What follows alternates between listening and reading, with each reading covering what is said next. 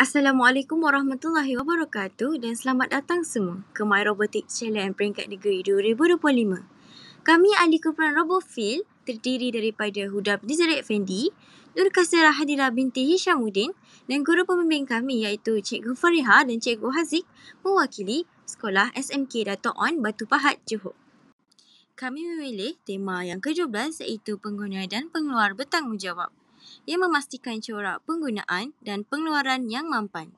Baiklah, nombor siri pada reka edukit kami iaitu REV 1.2-0849.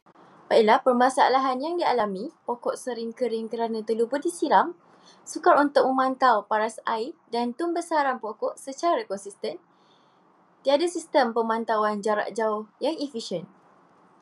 Baiklah, cadangan penyelesaian masalah kami. Untuk menyelesaikan masalah yang dihadapi, kami menggunakan sensor kelembapan untuk kawal pam air secara automatik. Kami juga menggunakan sensor ultrasonik untuk pantau paras air.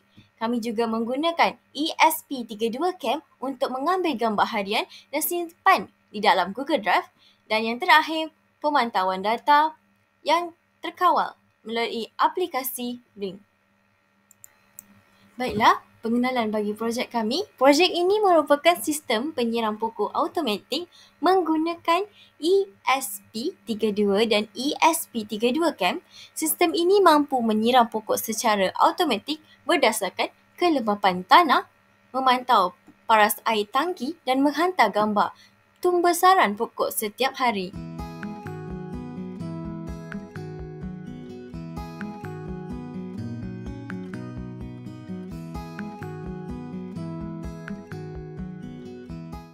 Berikut merupakan aplikasi teknologi produk kami.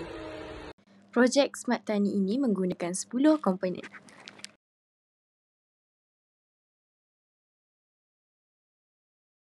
Ini ialah merupakan susunan komponen yang telah kami susun pada produk kami. Ini carta alih yang telah kami kenal pasti. Ini adalah prototipe projek kami. Sensor kelembapan tanah mengesan kadar kelembapan tanah secara berkala. Jika bacaan menunjukkan tanah kering, ESP32 akan mengaktifkan relay yang menghidupkan pam air untuk menyiram pokok selama beberapa saat. Pada masa yang sama, ESP32 memeriksa paras air di dalam tangki melalui sensor paras air.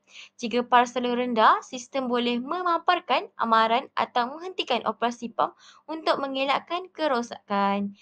Setiap hari, ESP32 cam akan mengambil satu gambar tujuan untuk pemantauan tembesaran. Sistem ini beroperasi berterusan dan tidak memerlukan kawalan manual melainkan untuk mengisi semula air ke dalam tangki. Seterusnya, penggunaan teknologi mikro pengawal dan pekodan. Kami menggunakan dua bahan iaitu reka edukit dan ESP32. Penggunaan teknologi Cambridge AI Sekolah Menengah, kami menggunakan ESP32 cam. Manakala penggunaan teknologi mikro pengawal dan pekodan, kami menggunakan Arduino. Ini adalah sistem IoT dalam telefon pintar. Kami memaparkan peratus kelembapan tanah, peratus paras air tangki, kualiti air pokok itu disiram, butang siram manual dan butang galeri gambar. Ini adalah apabila butang siram mula ditekan. Kemudian apabila butang galeri gambar ditekan. Seterusnya, sistem IoT dalam telefon pintar. Kami menggunakan aplikasi Blink, iaitu Blink akan memberi notifikasi disiram secara auto. Seterusnya, notifikasi disiram secara manual dan juga notifikasi paras air tangki rendah.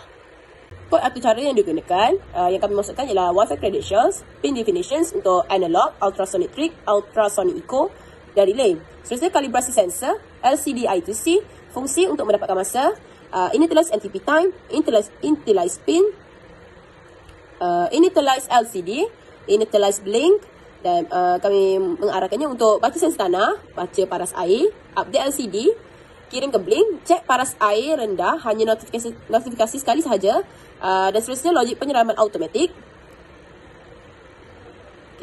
Dan seterusnya update data selepas menyiram air dan akhir sekali kawalan manual dari blink.